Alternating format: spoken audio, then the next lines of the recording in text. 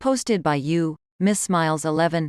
AITA for being mad my BF won't make noodles the way I like. Okay, this sounds dumb, but hear me out. I have always been a picky eater, especially when it comes to tomatoes. Ever since I was a kid, my dad would make my spaghetti different from the rest of the house. I like having an essence of the sauce flavor on the noodles, but not the overpowering flavor having noodles bathed in sauce creates. So, here's where it gets a bit odd. My dad would separate my spaghetti from the family's after putting the sauce on and then would rinse the sauce off with the sink and strainer. I love noodles like this as it is a nice subtle tomato vibe given to the mild spaghetti. My boyfriend, 26, has known about this since we first started dating. He always told me my food habits were cute. We have been dating for almost 3 years now and moved in together at the beginning of the pandemic so we could be in lockdown together.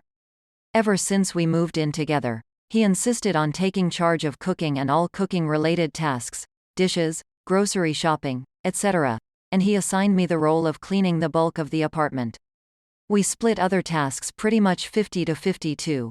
Everything was perfect and he always seemed so be making noodles the way I liked them when we had them. This was until last week when we last had spaghetti. We ate and everything was good, but afterwards he started teasing me, saying things like, "You really like your pasta with an essence of tomato," and "How was your tomato essence, babe?" Always using finger quotes around the word essence. After a few comments, I felt something was off and asked him if he had done anything differently with tonight's noodles than he usually does, and he started laughing. When he finally stopped laughing, he told me the whole truth while smirking. He said, "I didn't do anything different than I usually do. I have never been making it the way you have requested." Apparently, the entire time we've been living together, he's just been skipping the pasta sauce on my noodles entirely. He claimed that if I didn't notice for this long, then it shouldn't matter that he is making dinner in a way that is easier for him. I disagree entirely. I think the lying was a huge breach of trust, and so was the refusal to make dinner how I want it. I have admittedly been acting passive-aggressively to him since, but he thinks he did nothing wrong, that I'm overreacting, and that I need to let it go. AITA. Now on to the top comment before edits and a small update.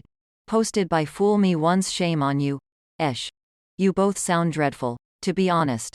The idea that putting pasta sauce on noodles and then rinsing it off would leave an essence of tomato flavor is objectively ridiculous, and more importantly, a really shockingly disgusting waste of pasta sauce. What your dad did was basically teach you to waste food whilst planting the idea in your head that you were tasting something that was all in your imagination. You can be pissed at your boyfriend, but the fact that you didn't notice the difference in all this time is indisputable evidence that he was right.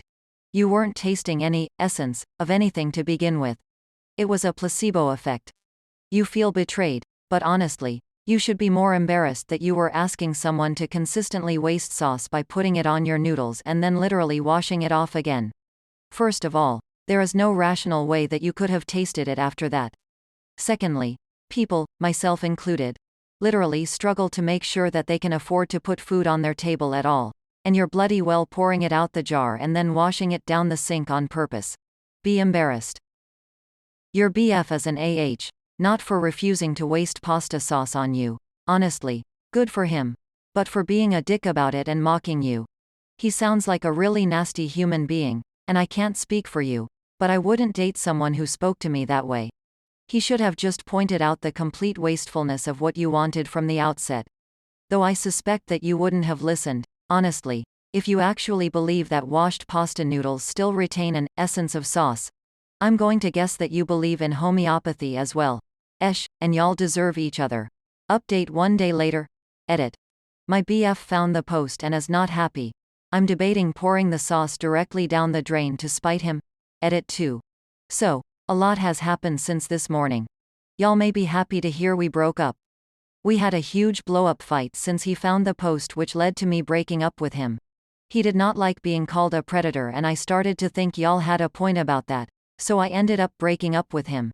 He attempted to plead with me a bit. My parents pay our rent, so he can't afford the place without me, but I wouldn't budge. Now some things I found out in the argument. First, he is not a pharmacist like he always told me, he just works at CVS. Second, he has actually cheated on me multiple times with other girls that go to my college. And lastly, and worst of all, he has never actually been allergic to dogs and just doesn't like them. Now on to the last story. Posted by you, Obvious Wrongdoer 18, AITA for saying that I don't love my niece to her face? Throwaway account. I know the title makes it look bad, but hear me out. I, 26F, have a niece, Laura, 8F, through my sister, Kim, 33F, and another niece, Amy, 6F, through my brother, Tom, 35M. I know my siblings love their kids wholeheartedly, but when it comes to parenting, they each have different styles.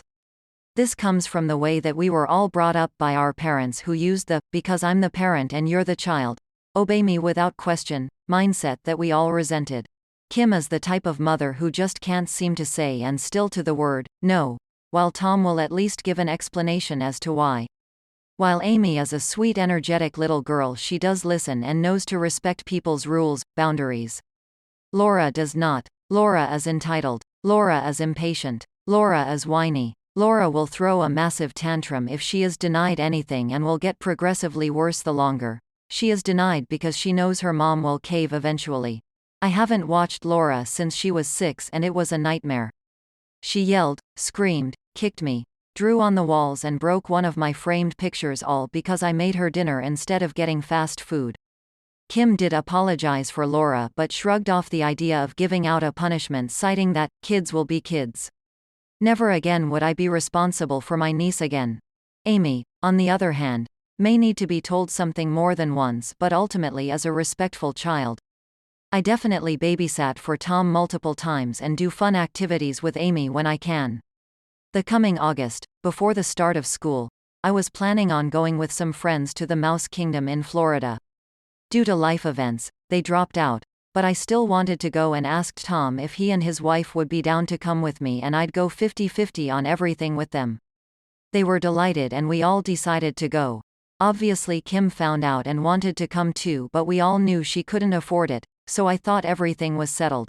Well, Laura found out, and at our family dinner she was super upset about Amy getting a surprise trip but not her. She then looked at me and said, "Auntie, you have a nice job and no kids, you can pay everything." I told her that while I may make more money than her mom, I can't pay for everyone by myself. Laura said, "Yes, you can. You had money to pay for that car." She pointed to my new car in the driveway. "You can pay for me and mommy to go."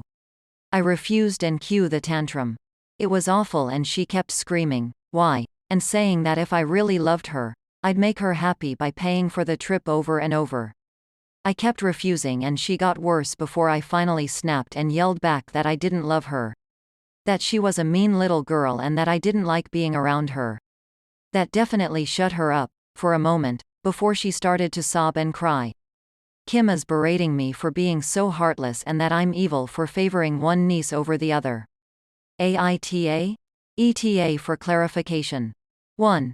Yes, I am aware that Laura's behavior is on Kim's choice of parenting. 2. Yes, Tom and I have spoken to Kim about Laura's behavior more than once, but it falls on deaf ears. At the end of the day, we have no authority over Laura, so there's only so much we can do. 3. Laura doesn't have a dad and Kim is a single mom, which is why she can't afford the trip. 4. I wasn't negotiating with Laura. I just kept saying no, but that wasn't good enough for her. I tried to walk away, but she would keep following me, demanding that I pay. 5. I didn't tell Kim about the trip and neither did Tom, but we did tell our aunt and I think that's how Kim found out. 6.